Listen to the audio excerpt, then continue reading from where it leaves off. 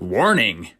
For those of you that have recently found Quick Dick McDick, he is not always sweet like Saskatoon Berry Crisp with vanilla ice cream on it. Sometimes he swears and gets quite offensive. This is one of those situations. This video is not for kids. If you are an adult that finds swearing offensive, this video is not for you.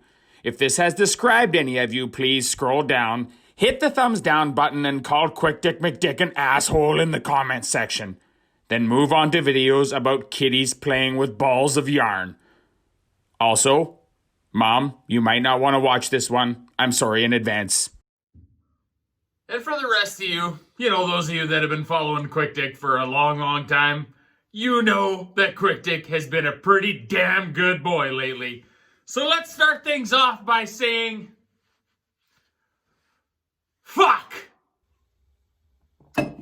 Oh, that feels better.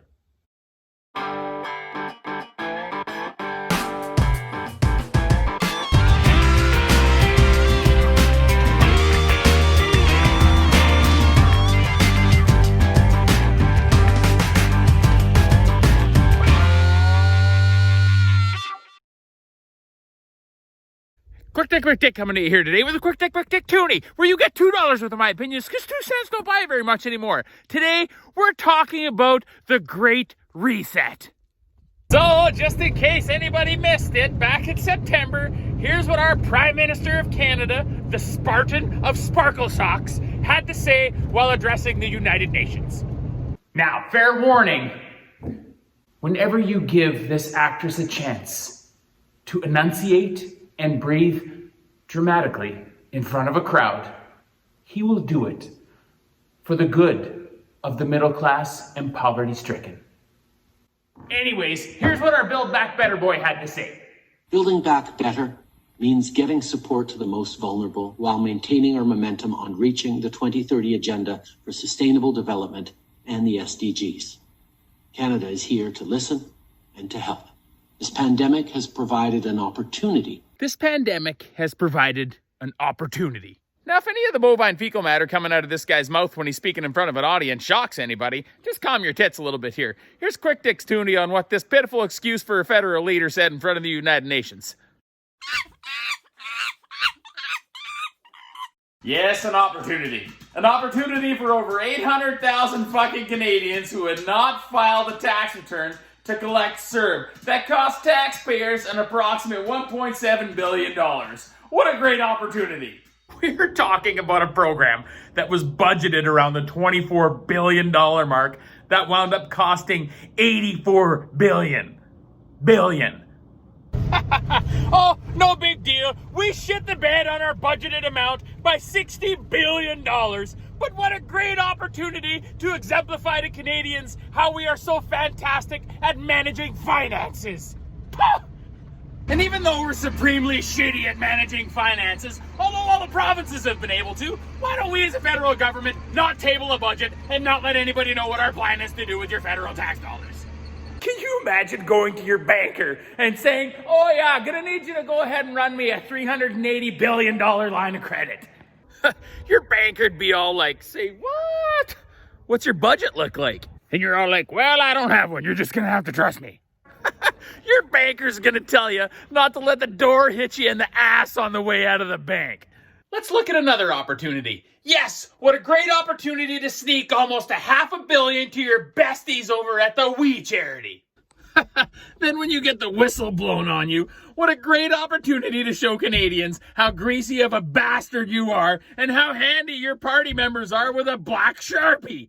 And what a great opportunity to demonstrate your party's commitment to transparency to Canadians by proroguing Parliament, then threatening an election when said Parliament resumes, and then clogging up said Parliament for 5 weeks talking about fucking cartoon characters instead of being accountable for the taxpayers' money that you got caught fucking around with. Why don't we look at another opportunity? COVID-19. 10,000 deaths Canada-wide and over 1 million and climbing worldwide, and provincial economies in Canada starting to be shut down again, and we have described this as an opportunity. Excellent choice of words. You know what? This rings a bell. Because Quick Dick remembers the last time Prime Minister Mange Man used the tragic deaths of Canadians as an opportunity. It was after a horrific shooting in Nova Scotia that was used to push forward a massive waste of taxpayers' money with an OIC ban on firearms that has done nothing to address the actual problem we need to deal with: cracking down on criminals and tightening border security. A great opportunity. Did you get the opportunity to plant Greta the trees that you promised her? Just asking. What else did old Fancy Feet have to say in his speech to the UN? This is our chance to accelerate our pre-pandemic efforts to reimagine economic systems that actually address global challenges like extreme poverty, inequality, and climate change. Yes, let us solve the climate change problem while our food supply chain is being pressure tested to its limits and Canadians are already having a hard enough time paying their energy and grocery bills.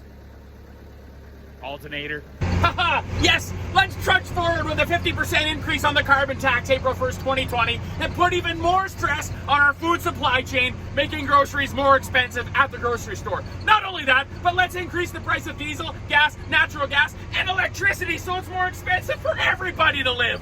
And of course, to battle poverty and help the middle class in Canada, let's crank that carbon tax up to $40 a ton in 2021 and then $50 a ton in 2022.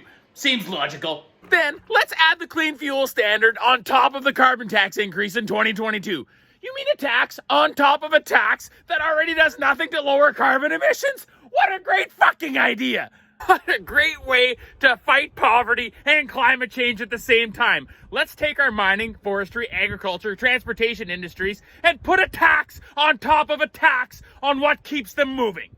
Yes. Let's take our 1.6% contribution to global greenhouse gas emissions and tax the piss out of the emitters. Then we can start pushing businesses out of Canada. Then the companies that try to stay here in business in Canada can slowly fade off and die because they can't compete with pricing on Chinese products who contribute to more than a quarter of global greenhouse gas emissions, run on some kind of bullshit cap and trade carbon pricing, and continue to bring on coal-fired generators to power their country.